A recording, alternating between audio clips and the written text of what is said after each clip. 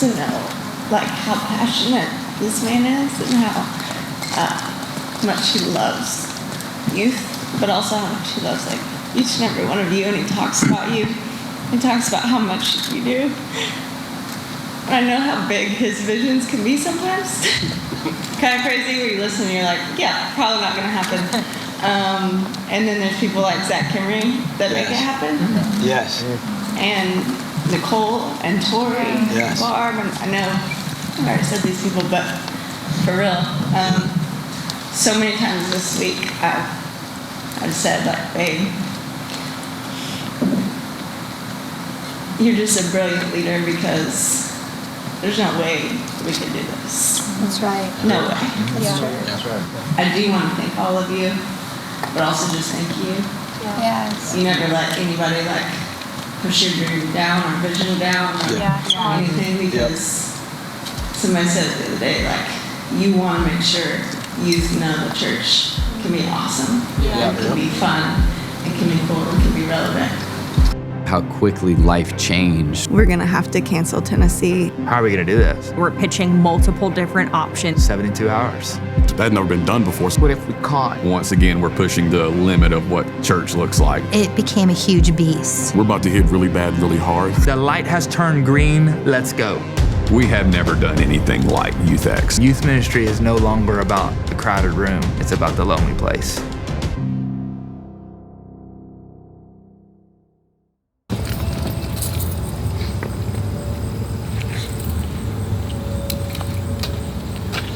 Okay, first off, everyone's fashion icon sucks if it's not PJK, all right? And I know what you're thinking to yourself. Who is PJK? Exactly, I'd love to tell you. It's Paul Jason Klein. Last year, we only had 2 weeks of rehearsals all together. So we did worship, we did hosting, we did dress rehearsals all within 2 weeks. And this year, we're doing 4 weeks of rehearsals. 2 weeks of worship, workshop, 1 week of hosting, workshop, and then now, this week is a full dress rehearsal. We had 180 design man hours just for graphics. Our team's gonna make 45 out of the 47 videos that everyone will see. Which means our team, what I really mean by our team, is these two dudes.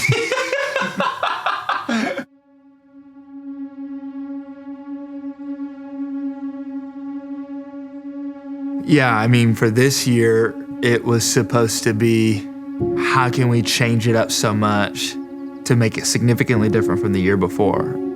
We felt like we wanted to reinvent ourselves. Tim is now in the youth pastor position, so it's just a fresh start. And for the 3 years that I had been here before, it was always like there's no campground that could actually hold us.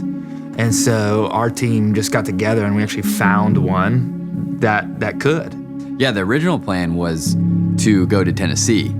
And it's this water park convention center, and everything just aligned well. I mean, it was just like God opened up the door, and he's like, here you go. The thing that I was probably most excited about, not even a lot of people know this, but we're actually planning on doing a live recording. So it was gonna be Elevation Rhythm's first ever live recording.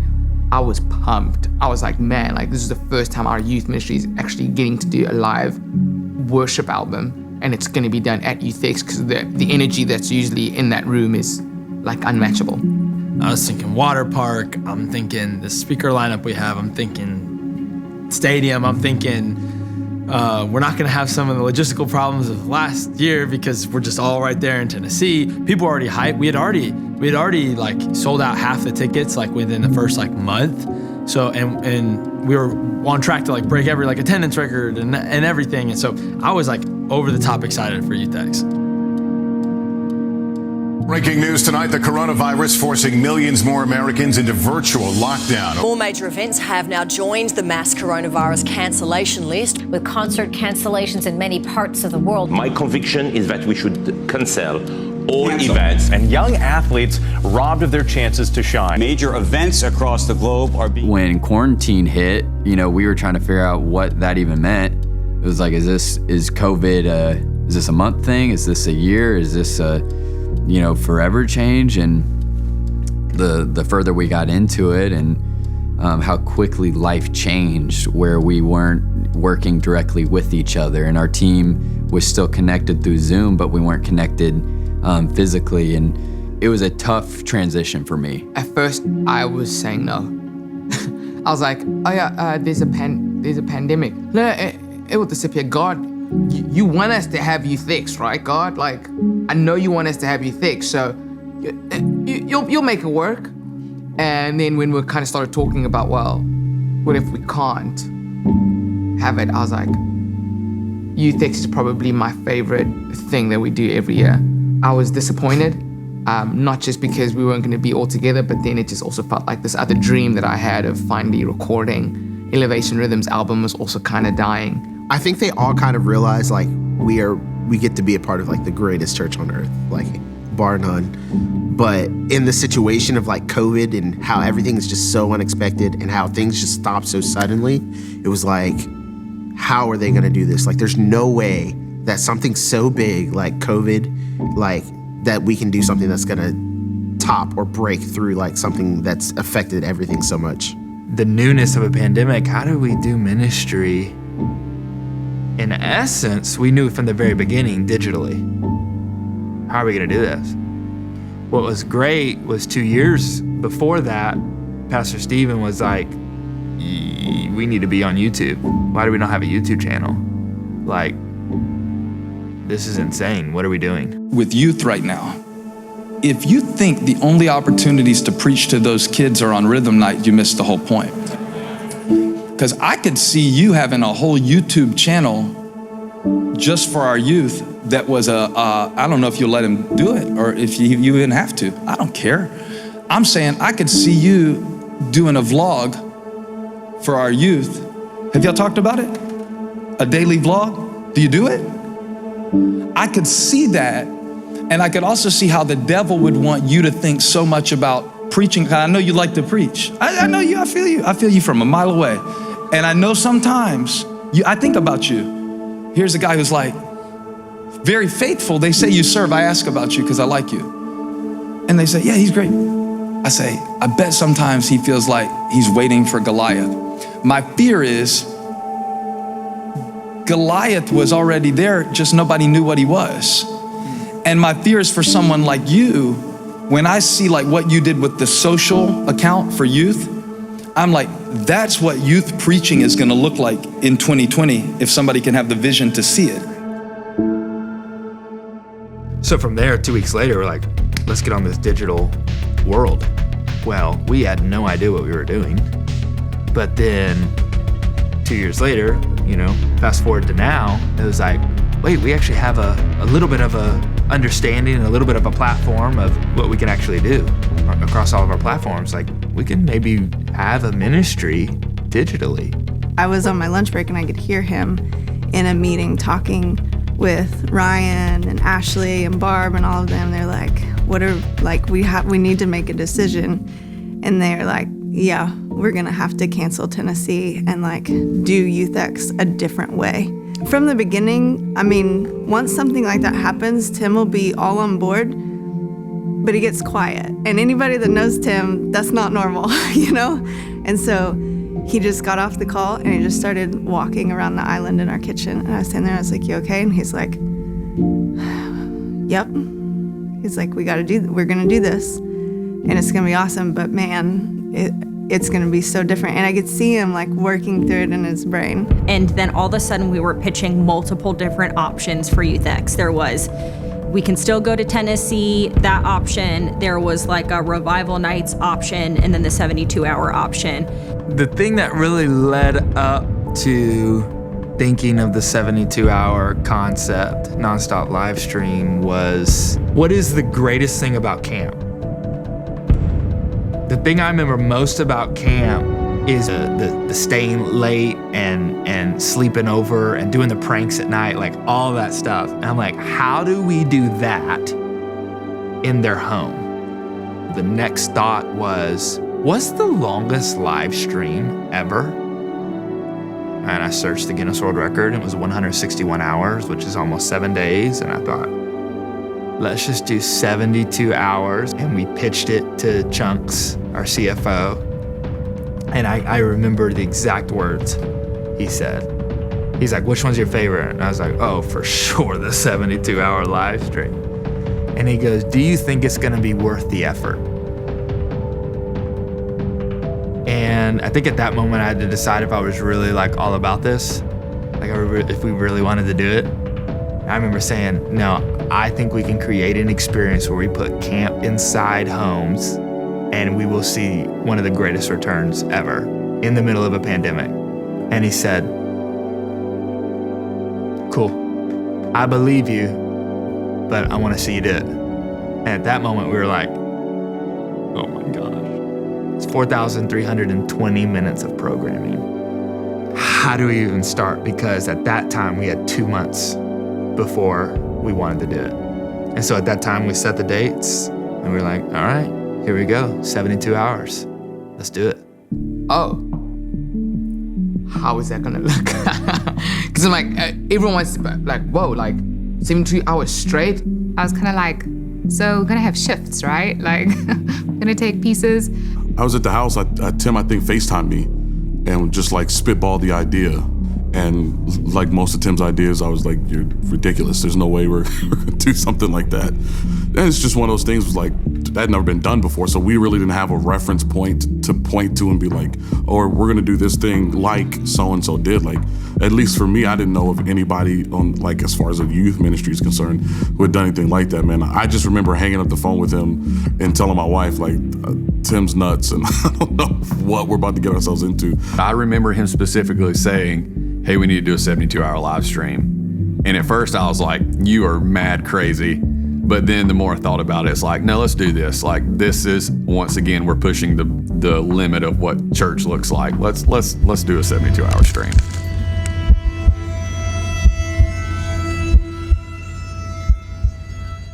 What gives me the confidence that the team could pull it off, it's a culmination of a lot of things. Anytime you have a team that's like wrestled through stuff, have been like, I mean, there have been times where me and Josiah have been like the total opposite person and we hate each other. I'll use hate. Like, he despised me. He just did not care. Now you look at him and like the dude's more in love with the entire ministry, right? But we both had things that we had to work on. There are things that we both had to wrestle on and shit on. And that's just like a relationship with God. It's like, there are things that I don't understand you. I don't get it. This doesn't make any sense. Why are we doing this? Like, I'm not at that level, so I don't get that. Or I don't understand the technical side of this piece or that piece. And if you've done that enough with the same amount of people, you realize a lot of understanding. And then with understanding comes trust. If you don't know your team, I wouldn't advise doing anything that pushes your team. Chris D'Elia does this comedy bit, and I watched it last night. I could not help but laugh so hard because I kept thinking about Josiah. I'm not kidding. And, you know, he kind of has a Chris D'Elia look. Yeah, like, he does. just the long hair or whatever, like, huh. Yeah. And especially before he cuts guys, he was like, you know those, like, know-it-all best friends, right? You know, the guy that you, like, come up to, and they're like, and you say, you know, dude, I just had a freaking red hot chili from El Paso. It's one of the hottest peppers ever. And that friend goes, actually, technically it's not from, and I went, I will say, oh, I've had that pepper. Also, I've had it. I can see myself saying that. So about 5 weeks before YouthX happened, we didn't have a cue sheet. So a cue sheet is basically like the flow for the event. And so we go into this programming meeting and we spend literally all day on a Thursday building out what the flow of the event could be. We're coming up with ideas. We knew we wanted to do breakouts. We knew what we wanted the breakout topics to be, but we had no hosts. We only had speaker communication, like nailed down. We didn't know what songs we were singing. We didn't know what order everything was going to be in. We had a very skeleton idea of what we could do within 72 hours. We met for hours, literally all day. And we're like, okay, this is what we had. This is what we need to do. This is what we need to shift. And then from that point, it's like little tears. Okay, we have this vision and this is where we need to go for this one little aspect of the 4,320 minutes. It gets to the point where, okay, now we got to push it to video. We got to push it to having all these things for screen support done. There's all these different aspects of it that needs to happen. And it's just, it became a huge beast. We were 2 weeks out from dress rehearsals when we found out we had to do 4 POVs, which is short for point of view. And there are ways that we tell stories in our church. It normally takes at least 2 weeks for 1 POV. The way that we had structured all of our assets where they had to be in by dress rehearsals. Like they had to be seen at dress rehearsals. We weren't gonna throw something live that we hadn't seen or run through before. So we're 2 weeks out from dress rehearsals, and I remember going over to Josiah and saying, I got bad news, bud. We gotta do this. I remember it was 5 o'clock. I was sitting with Tim and Tori at the end, and I was like, guys, I'm telling you right now, there's no way we can do this. I was like, I hear you, but we have to. And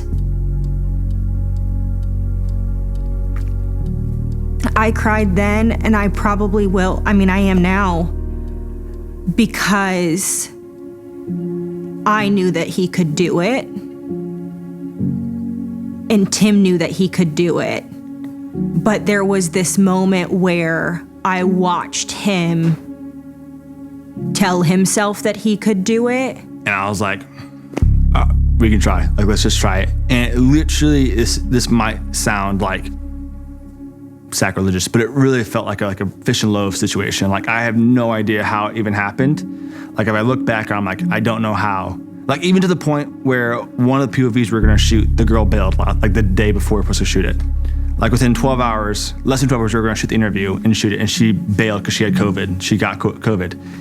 And we literally were searching all night for another POV to do. For him to pull that off, for Evan and Peyton to design hundreds of hours of graphic assets, and to watch what happened in 3 weeks is something that I'll never be able to forget, because I think a lot of it had to do with them feeling believed in and feeling needed. I think that there's something powerful about we don't have another choice. We have to make it work. I think really what gave me the energy to keep going was the connection with the team. And I think that really re-energized me to physically see the rest of my team's energy for what we were doing. And where I felt like I had no more ideas and no more energy, my team did. And seeing Josiah come up with ideas and Peyton come up with different iterations of the branding, and seeing Josiah's fearlessness and taking on no matter what the size of the project, I think that did re-inspire me of okay, I'm gonna stay in this. I'm gonna stay engaged, and really felt supported. Maybe not in a direct way, because I don't know if the team really knew that I was dealing with that, but in the way that they were putting their whole heart into this thing, it was tough for me not to, at the very least, be inspired by that. YouthX2020. First thing I think about is vision. Vision. 2020. Okay. 2020 vision. The whole umbrella of this is when you see what God sees. Here are the words that I'm when you start designing and coming up with concepts, I want to feel this. I want to see this, okay? An extreme youth rodeo that takes an untamed, reckless following to a glorious, inspirational obsession. I liked rodeo in the cowboy way, but did everyone watch the Look Mom, I Can Fly? At least for the first 15 minutes? Yeah. The rodeo, the rounding up of all of these people, where it's good God, there's so many, I don't know what what's gonna happen, right? And I liked the untamed, reckless following, because I like the idea of us reaching outside of just like our little cute Valentine kids, right? There's gotta, like, where revival happens and anointing happens is when you get those kids who are like, I don't even know how to do this. When Tim shared with us the vision for when you see what God sees, that immediately got my mind rolling of, okay, what could we possibly do for branding for this? Because this seems like pretty limitless. The sky's the limit. This whole like idea of this horse like bucking, trying to get to his purpose of being free, being wild, being able to run recklessly towards something, towards God. And then even that weekend when Evan was working on the branding, we almost like we're co-working on the same idea of like, he goes, hey, here's this idea I have. I saw like a kid drawing a horse, just a terrible drawing, honestly. And it got me thinking of like this kid looking at this little janky drawn horse, and he sees, an actual horse. Like he sees something different than what I'm seeing. And it captured my imagination in the way that, like that childlike faith when God, there's something special about a child who has no limits, who doesn't know what's the right way. And there's something about that idea that just captured me. At the beginning, the entire vision was out of Ezekiel 43, 1-7, and a couple of those verses within there are like, well, what? That's the vision? But when you look at it, it was all about when you see what God sees, then, right? And we talked about it with all of our leaders and all of our teenagers. Hey, when you see what God sees, your calling looks different. And I remember reading the exact same scripture on March 16th when they told us we're going into this pandemic. And I thought, looks like we're not doing camp anymore. And he says, that's the way you see it, but I see it completely different. People that work closely with Tim know how important the youth are. I think sometimes you can see the things that we do and it's like, man, that's a lot of fun or that's a lot of creativity. But the heart of it all, Tim's always like, is this going to connect with the youth? Is this going to hit the heart of a kid that is sitting by himself that feels so lonely and so afraid or so by themselves? How is this going to help? He's always thinking about those youth. And so when this happened, there was a little bit of, he would talk about the different blocks that were going to happen. And when we were going to be in Tennessee, you could have different options for kids across the board, and everybody could be doing something at the same time. But when it came to the different blocks of a live stream, he was like, I know not every block is going to be for every person, but I'm not going to limit some kids not being reached just because it may not fit the larger demographic of the whole. So in my mind, I wanted to get as much out of my head as possible so that when we started the event, if someone had a question, there was a place of reference for it. So if it's like, when do we move this camera? Don't ask me because I'm busy at this point, or I could be, and we could miss the opportunity of when we needed to move that. So I didn't want that to happen. So we made this giant spreadsheet. It started off as we're just going to schedule crew this way. Because our normal way of scheduling doesn't really work with full 72 hours. How do you know when to show up and all of that? It started off as that, and it turned into this massive spreadsheet of at 12:10 p.m. move this camera, at 12:15 move this mic, at 12:30 pull this new video in, at 12:45 we're gonna start this block of content, just going through. And I don't think that I realized when we started making that how useful that would be, especially once we went live.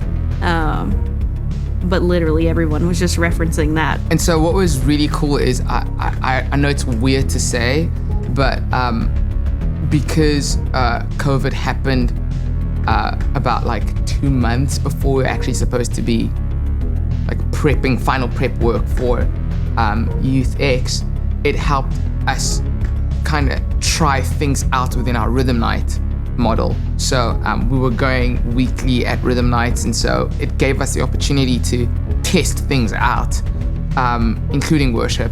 And so at first we were doing kind of pre-recorded worship sets that we had done. Like we recorded 8 consecutive worship songs or sets, and then we played them like kind of consecutively. And we realized that there was a massive disconnect in certain parts where our youth just felt like, oh man, like we would love to be in the moment and have it be live. And so there was really like a disconnect there that we learned pretty quickly. And so then we made the shift of going, okay, cool, what if we did it the week of, where we could anticipate maybe what some of our youth were going through. And then we moved on to maybe having it like some live aspect of worship. And that was the moment we saw, okay, when we're going into YouthX, let's not spend days pre-recording worship and then play it back on a screen. What would it look like for people to be experiencing the presence of God at the very moment that we're kind of experiencing it? And so that was the first kind of moment of like, okay, cool, even though we're going to be on a screen, there's still something special about not just pre-recording worship, but actually doing it live in the moment, and there's a connection there. Here we go. Wow. You're gonna breathe in, and then you release all chaos and stress through your mouth. Ready?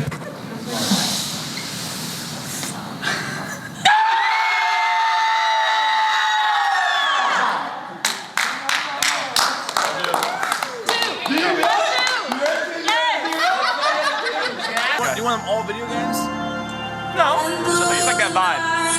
The merch ones we don't have yet because we are taking photos on Wednesday. 2 weeks out, we did hosting rehearsals.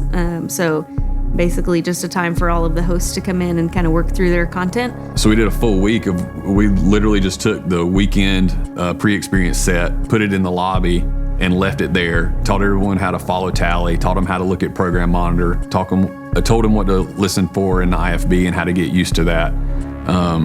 So I think that week was probably the most beneficial thing we did, because it allowed us to help educate all these people that had never done this portion of it. Now, a lot of them may have hosted on stage, but just talking to a camera is a totally different thing. You know, when we were preparing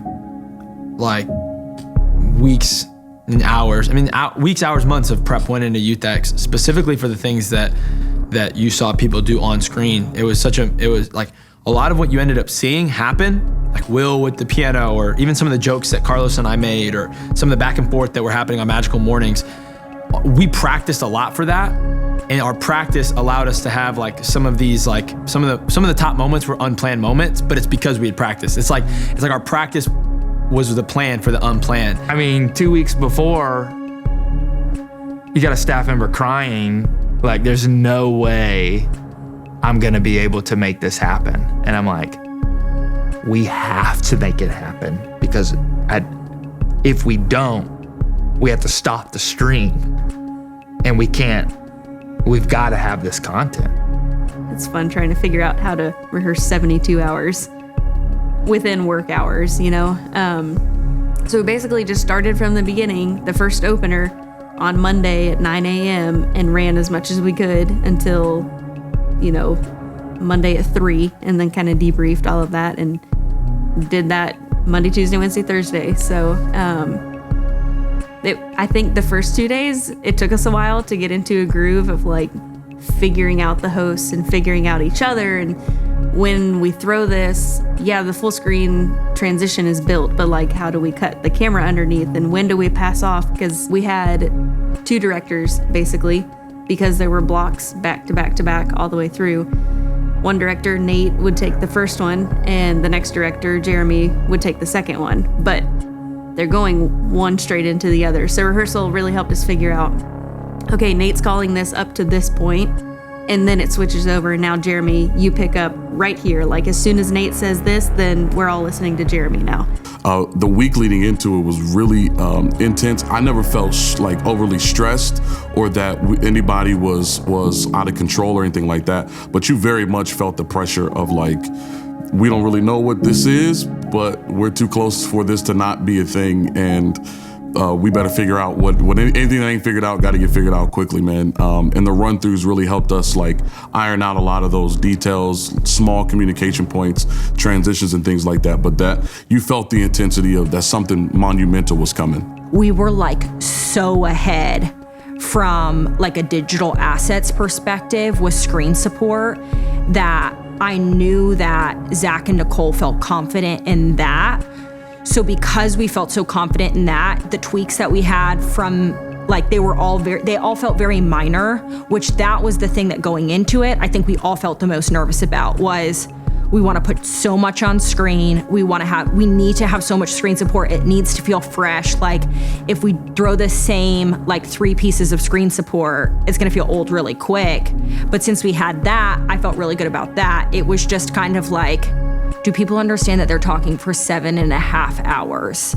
And are they gonna be able to carry that in a way that if someone tunes in at hour 70, but it's hour 1 for them, is it gonna feel as fresh for them at hour 70 as it did when we were just like the first few hours in? A week before, like we did one final test where we streamed for 72 hours on our production channel, you know, just to make sure that we could pull it off. I don't know if we'll ever experience anything like we just experienced. It will be very hard as a team to ever experience something like that again. That was once in a lifetime. I promise you. Once in a lifetime.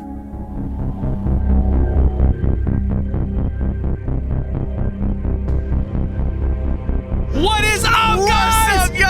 You made it! Let's go, you're here! We did it! You did it! Welcome to YouthX2020, y'all! The moment we started the stream, it was like a little kid getting some yogurt. Like, oh yes, you know, it's like squeeze the yogurt, you know, oh my God, I love it. I'm not a like nervous guy.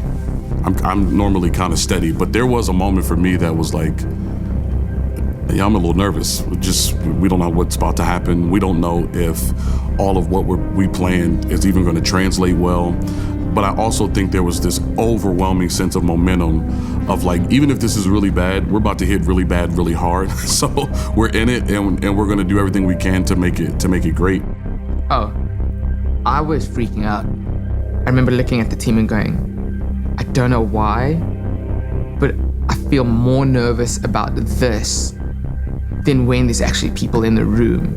I don't even remember who counted us in, if it was Nate or Nicole or Jeremy, but just hearing them roll us in, like, it's just excitement. Like, that level of excitement is up there for me, like where Revival is, or that type of thing, like a big event. It's like, okay, we're here. We've prepared for this. We've put everything we've got into this. Now let's make it happen. It was just an incredibly emotional moment, like so much nerves, so much emotion, but I honestly feel like what grounded me and kept me so focused was just overwhelming gratitude that like, it's what we say all the time, but it's just the truth. It's like, we get to do this and we've prepared. And it was almost like, all right, God, your turn.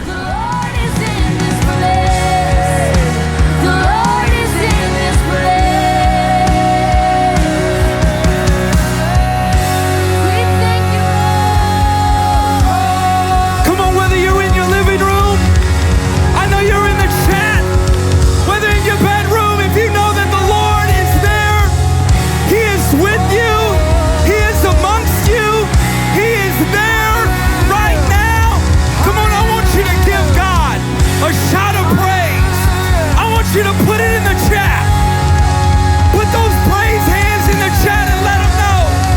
Let the devil know I ain't gotta be in a building. I ain't gotta be in a crowd of people for God to move in my life.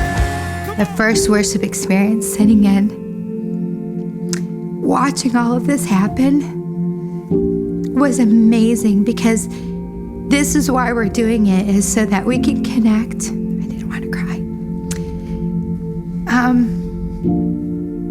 We're doing it for the youth, and we've worked so hard planning it, and then it was happening.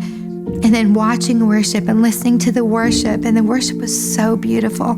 And knowing on the other side, youth are experiencing it. And there was over 3,000 in the beginning that were tuning in. I'm like, I can't believe that this is actually happening. And people are hearing it even more so than what we planned at Tennessee. Honestly, I was a little nervous at first to see how it was going to go over. I didn't know if it was going to feel awkward or if they were going to, really engage. And I think the first few minutes were kind of like, okay, this is it. Here we go. And we did, and they all stood up, and they're kind of cracking some jokes for a little bit. But then once they got into it, I think they really leaned in, and we started worshiping, and that atmosphere was set just right there in the den where we were meeting. I think the feeling that I had was possibility. I'm like, oh man, this actually might work. This could happen. Like, we're there. We are here. The light has turned green. Let's go. And if it sucks, it sucks. If it fails, it fails. We're going though. I do remember one moment, like at the very beginning, I've seen some of the run-throughs, but not really sure what we were even creating, what this live stream was going to look like. And I remember pulling it up on my phone because I was up in the back trying to edit the videos and graphics to post, and just seeing John and Carlos hosting, and I was like, dang, this is really good. Like, this is really high quality, and they're funny, and like I knew they were funny, but I was like, dang, they're like really like engaging. And then straight into that to worship, and it was seamless, and then straight into that into the word, and Tim spoke, and I was like, dang, this is like really crazy. And then seeing the Twitch tournament after that, and like, holy crap, like we've got youth in here playing Call of Duty, and like we still have 900 people watching. I was like, I didn't even know we had 900 youth that would care about us playing Fortnite. And that was just such a fulfilling moment for me too, of like, dang, we're providing something for everyone. We knew that one of the biggest goals for YouthX was to get youth into groups.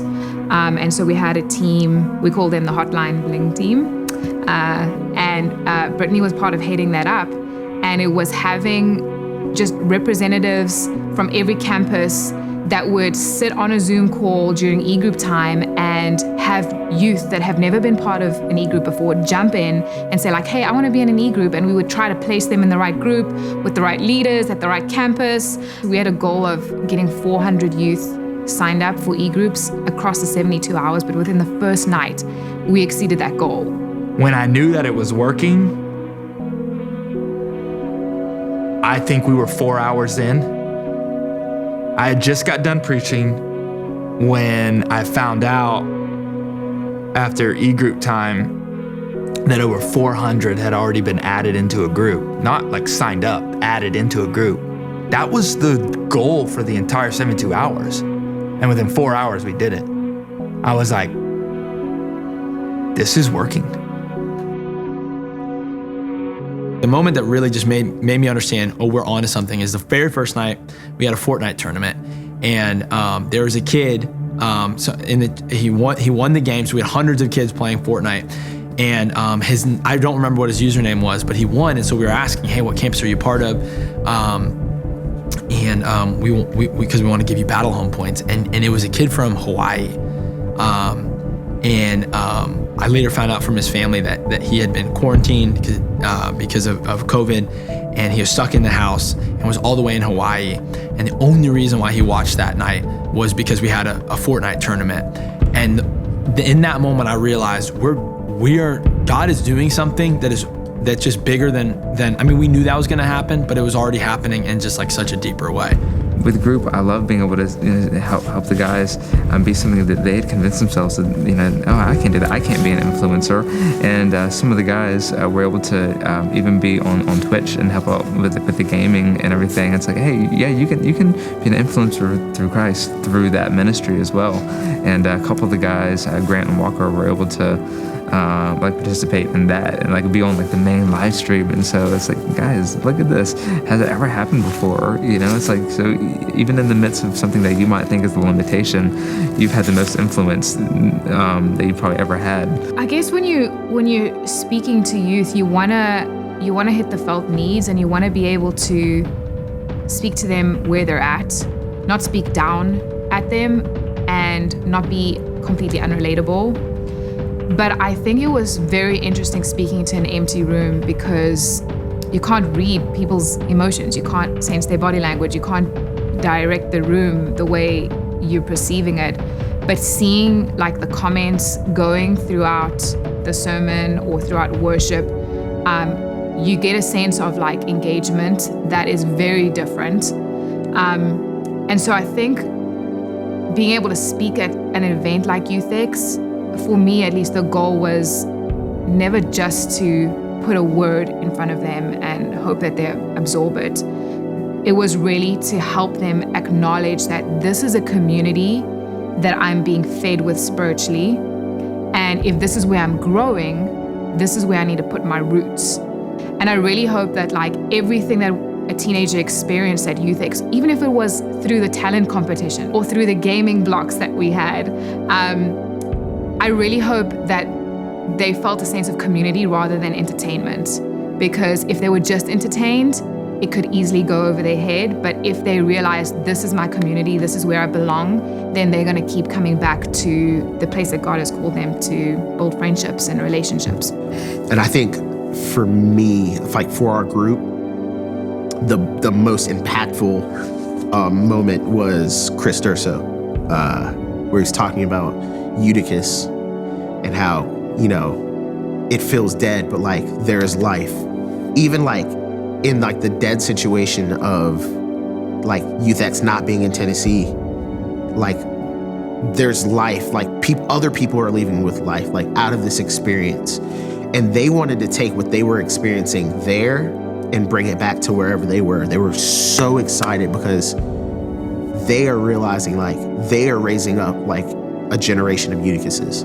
Like they're empowered with that same power, even in a situation that feels dead. Like they're empowered to raise up a generation. Good morning, everybody. I know you've just been waiting eagerly to see us, and you're definitely not just waking up right now. Absolutely. Again, if you hear my voice, this is not a dream. I repeat, this is not a dream. This is real life. We're actually back. We are back, and I'm gonna be honest, chat's popping off. I saw y'all popping off about 7:40. Everybody got on. People have been ready. People have been counting down, saying 5 minutes, 2 minutes. I'm excited. I'm excited. Firstly, we were intentional, knowing that all other 9 sessions were all gonna be super high energy up top, bringing the fun aspect of drawing people in, kind of coaching them into things. And with the worship night, we wanted to break that all away and strip all the expectation of like, oh yeah, rhythm's gonna come out and they're gonna do like dances, they're gonna jump up and down, and we just wanted to be like, hey, like, we're gonna zone in on the presence of God from the get-go, and we're gonna believe that that's gonna be the thing that draws people in. We were all willing to just go, God, whatever it is that you want to do, there's no time constraints. We could be here for the next 12 hours. No one's going anywhere because this isn't going to shut down. There was the aspect of God, like, this is what we're facing right now. There's a lot of fear, a lot of anxiety. There's a lot of loneliness, but also I think what made it really special is people didn't have to worry about how they were going to be viewed because they're in the room. What we realized with a lot of our worship nights is sometimes you're having to coach our youth to be like, hey, don't focus on the person next to you. Or, hey, imagine that you're in a room all on your own with God. Well, on that night, they didn't have to imagine because they were literally in their rooms, in their living rooms, alone with God. And I think that really helped give them this element of, I can pour myself out so freely. And it gave us the ability to do the same.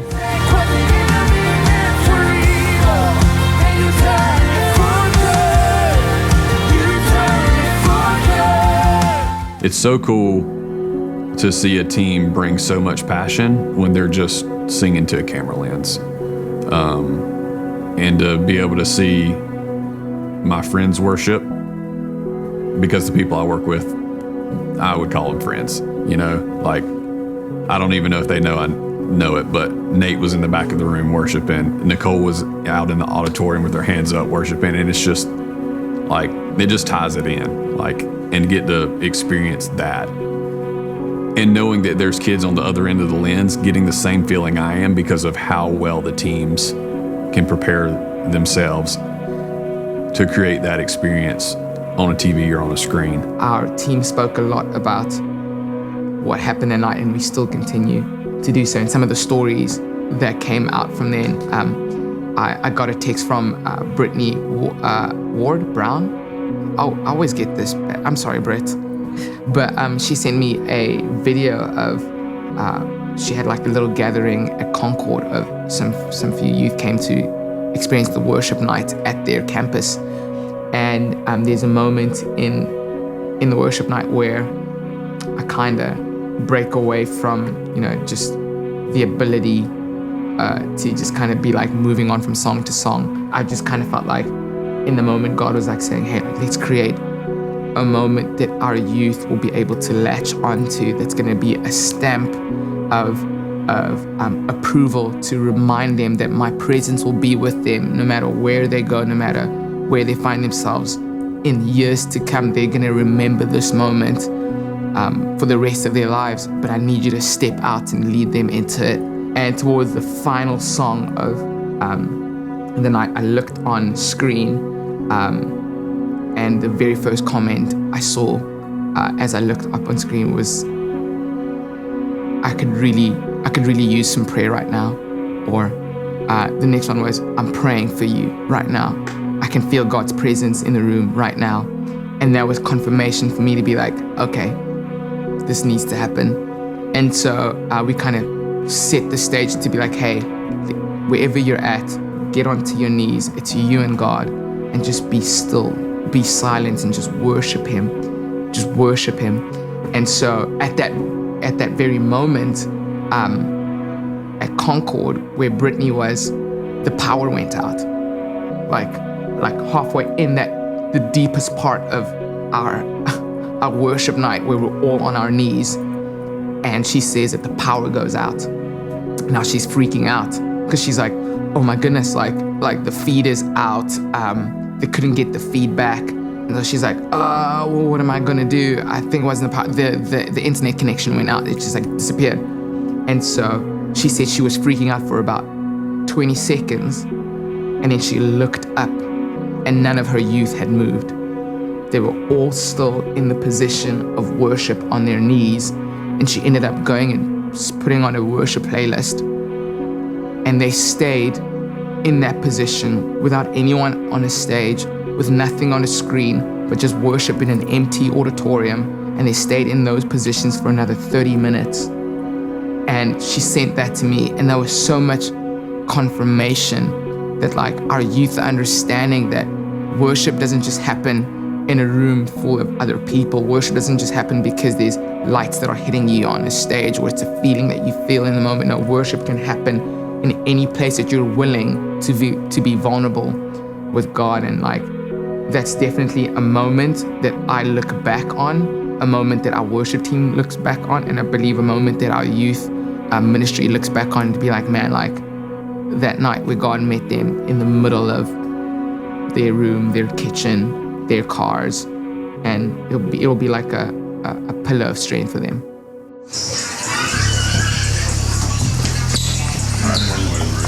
Let me freaking tell you right now. I mean, do you feel guilty? This is insane. Honestly, for me personally, the most stressful was when we all went up to the roof, because I was like, no, we're gonna do this. Let's go to the roof right now and let's make this happen. And my intercom didn't work because we were on the roof. It's the only thing we had was Skype. And Nicole was like, the feed's choppy, but I think it's gonna stabilize. And I'm like, being the guy that normally helps get the feed stabilized, but I'm the one on the roof holding the phone, I think that was the most stressful, but also the most impactful.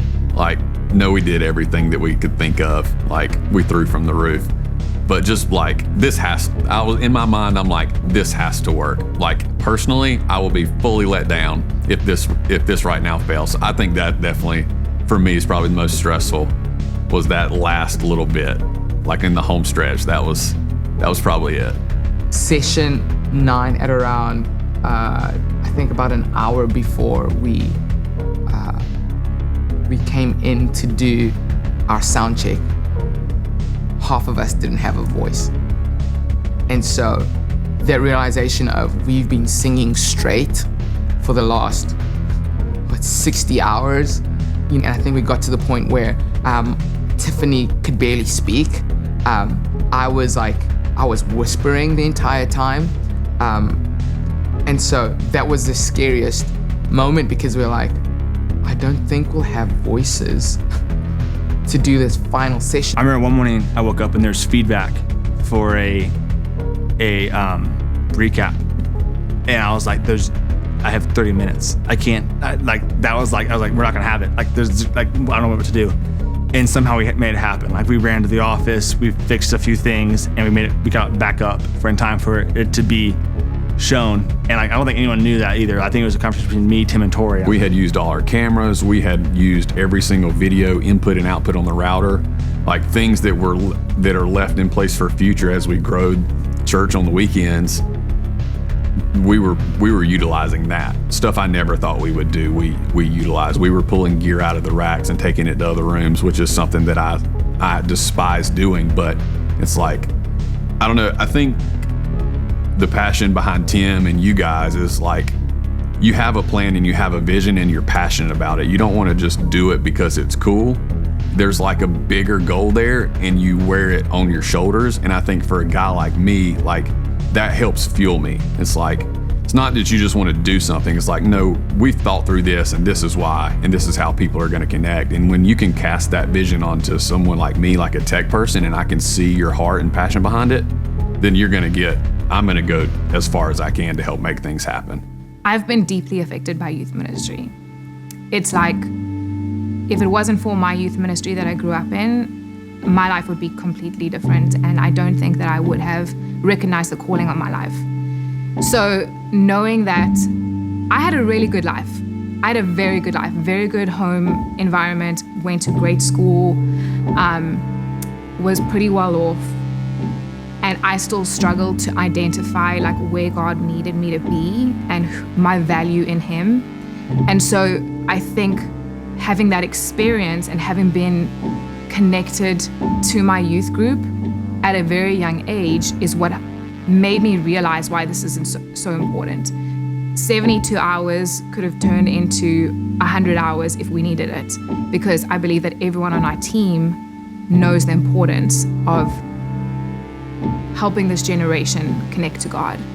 And I just can go for what I've experienced. And I know that like if I can just give a teenager a fraction of what I had growing up, and some of our team members didn't have that growing up, so they're trying to be something that they didn't have.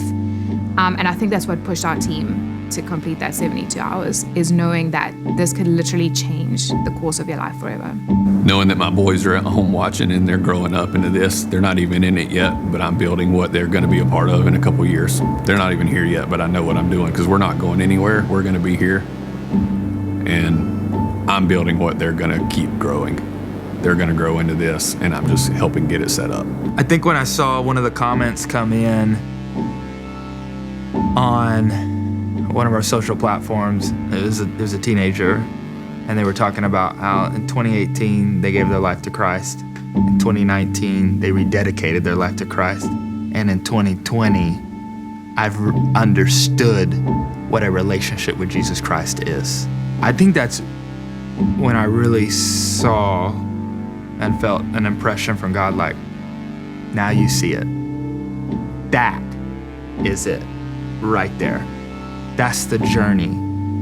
That's to walk alongside you. Christianity is not a solo sport. This is all for e-groups. It's about connection. This is developing youth who influence culture.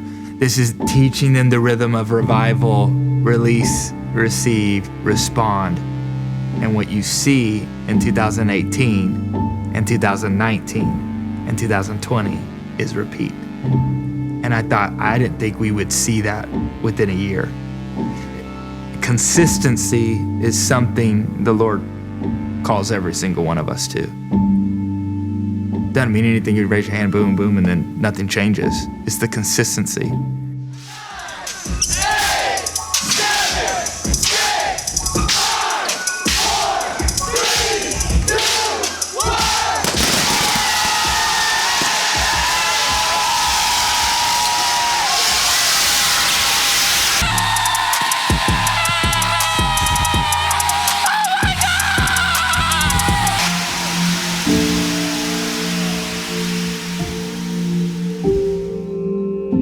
Incredible time. I don't even, incredible doesn't even fit. No, there's not a. That's why it says he can do immeasurably more than all I could ever think or imagine. Like you're not able to verbalize it. Yeah. Because if you can't think it, you can't say it. But yeah, those youth today that we're putting in the chat, or after Micah preached, this is the first time I ever shared this with anyone on here. Yeah. There's a lot of firsts that happen. Yes. I'd say the same thing for us. A lot of firsts where we're seeing a lot of the vision, a lot of the dreams start to come into fruition, and now there's more ahead. You know, there's new things to come. And To hear Pastor say, like, I'm so proud of this youth ministry. what a year can do. What a year can do. But what God can do in a year is significantly more than what you can do in a year. That's it. It's a God moment. It's a God path. It's a God choice. I was just so overcome by emotion, but I think part of why is because as I'm looking around the stage, God has done so much to our church, and He continues to do so.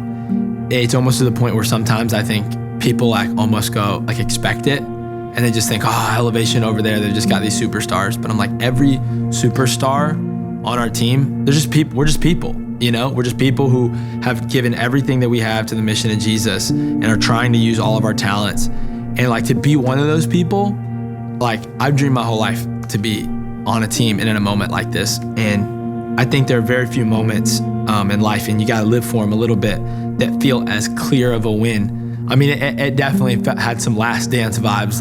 We were the Bulls holding up the trophy, and I'll probably never forget that moment. Rhythm serves to serve our youth. That's the thing that we walked away going, we're like, man, all the stories that we received weren't about, oh man, we loved the way you guys were dancing, or oh man, we love that new song, or oh man, Tiffany is my favorite worship leader, or oh man, I love the way Jake Riley plays the drums. A lot of the feedback we got was, I could feel God's presence in my room. Man, I was just weeping because God reminded me of some dreams that I had forgotten about. Or I've never felt the love of God quite like I did when you guys did that moment in worship. Or the song Quiet really speaks to me because it brings me closer and wanting to spend more time with God. And it made us realize that the thing that we're called to do isn't to shine light on ourselves, but it's to bring people closer to God. And that's the point of Elevation Rhythm, is to help people connect themselves to the source of love, connect themselves to the source of their identity. And if we can help them get into the right rhythm and we disappear and all that they have is the focus on Jesus, then that's our job. Our job is to serve our youth. Our job is to serve anyone who listens to the music that we create. It's not to create a fan base, but it's to create a place where people can literally start their relationship with God, and they can fall in love with worship because of what we hopefully bring to God. It's our sacrifice, the sacrifice of ourselves at the altar, so that other people can find their identity in Christ. When we did Code Orange, we had originally launched the building, and it was overwhelming. 4 years later, in all that I personally have grown and all the teams have grown and what we do now, Code Orange was easy compared to YouthX. Knowing the building and how much we maxed out the technology, I don't know how we can top YouthX. So yes, We have never done anything like YouthX, and I don't know, at least while we're in Ballantine, if we will ever be able to top it. When I think about the impact of YouthX, I think about the fact that when we had ended, the first analytics that we got was 2 calendar years of watch time. So the amount of people that had watched, broken out into the hours that existed, their individual watch time spread out, was 2 years. 2 days later, when everything had loaded, it turned into 8. I think that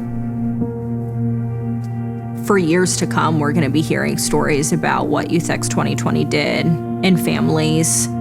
And I'm really excited to see the ways that it continues to stretch the boundaries within our team, within the way that we believe God will show up.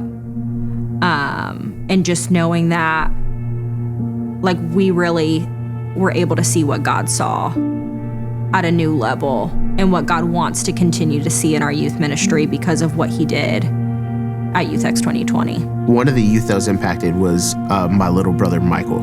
He lives in Clemson, South Carolina. So we had been trying since last year to get him to come to YouthX. And finally, maybe 2 or 3 days before YouthX started, he was like, all right, I'll go. And we told him, it's all gonna be online, but you're gonna get to be around other youth and you're gonna get to meet people.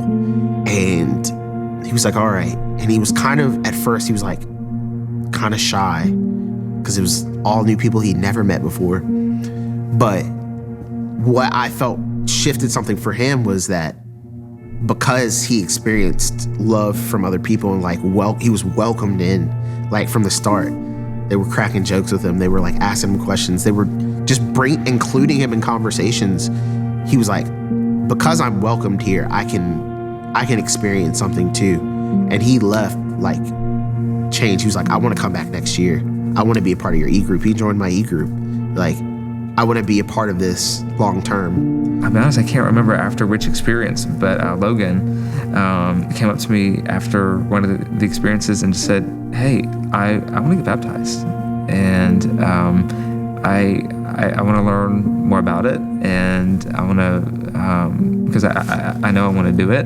I believe in God and I believe in Jesus, and I know that's the next step for me, and I want to hear more about that. And so I think that was an exciting thing. I think for our team, it was fire, and so there's this welding, this camaraderie that gets created in fire that nothing else creates. So I think our team is so much more unified in morale and support and trust of one another. And I think the way that is displayed is what I used to refer to as creative, I now refer to as Josiah, Evan, Peyton, right? As when you begin calling people by name, it's a lot more personal than Campus YDs. Well, actually, that's Will and John and Brittany. And so I think that part of it was significant for us. I think this is a good problem to have, but I think something has to be online every year now, right? I don't think we get out of that one bit. We can't do what we just did for this one and then nothing be online next year. So I think it created another lane for us that we'll have the privilege of figuring out, if YouthX is in person, if it never is, if it always is, whatever. I think we're at the point now where we recognize that our reach is so significant that it would be negligent of us to not have some part of what we're doing be online. And then I think ultimately it created a very rare moment that I think a lot of ministries are really searching for, which is a thing, an event, a happening where the youth feel like I was part of that. And I think that was probably the most significant thing. It created such a strong energy at our campuses, even with us meeting remotely right now. It still created a really strong energy. And I think the place that was most evident is in e-groups. The amount of people who joined e-groups, 700 teenagers got in an e-group. That's amazing. That's stuff like that. It does not happen every day, every year even. And so for us to witness that kind of growth over that period of time, to me is extremely significant. This is something that is this small little thing that we should have expected. Those are the things to me that I think YouthX2020 created for us. I don't think we'll ever go back to how it would have been or go back to normal. I think that there is such a reach, there is such a huge scope that we have been able to tap into, that if we move forward neglecting an online community, we have missed the point completely. It's almost like, you know how preachers get up and they're like, the disciples influenced so many people, or like there were just 12 people, but they got the gospel all around the world. Imagine what we could do today if we could easily reach the whole world. Like, we're there right now. Like, YouthX was that. YouthX was able to span the globe, and I believe that's what Elevation Church does every single Sunday, is reach the globe in a crazy way, get the word of God out there. But for our youth ministry, I feel like this is a launching pad for what is about to come next. I think this is just the beginning. There's something about what Pastor said in his last message that will help us understand the next year of youth ministry holistically, I think, as a generation. I'm not a prophet or anything. But I think, if I'm honest with you, I think even like this documentary that we're making right now, this little interview that we're having, I don't see how we don't call this whole piece Lonely Places. Because it was lonely. There's no one else doing it. There wasn't a lot of people that believed in it. And when you tie in everything that Pastor talked about of how there's lonely leaders, there's those lonely guys who are on the football team where they're the only ones leading and only ones keeping the standard that the Bible talks about. And then there's people who are lonely at the table, lunch table, eating by themselves because everyone's making fun of them and they don't care. That's a complete, like, different sides of the spectrum. And I don't think it's this one and this one, but I think there are lonely people all throughout. And so, honestly, I feel like there's a lonely thread within our entire generation. And how perfect is it that he's preaching about lonely places and lonely leaders, when the reality is that what we did, what we experimented on in a lonely time, people are like, who prompted you to come up with that idea? I was alone. In a lonely time, we took something and put it in their lonely place. And that's why I think so many people said, oh, I'm all about this, because I'm lonely. And youth ministry is no longer about the crowded room. It's about the lonely place.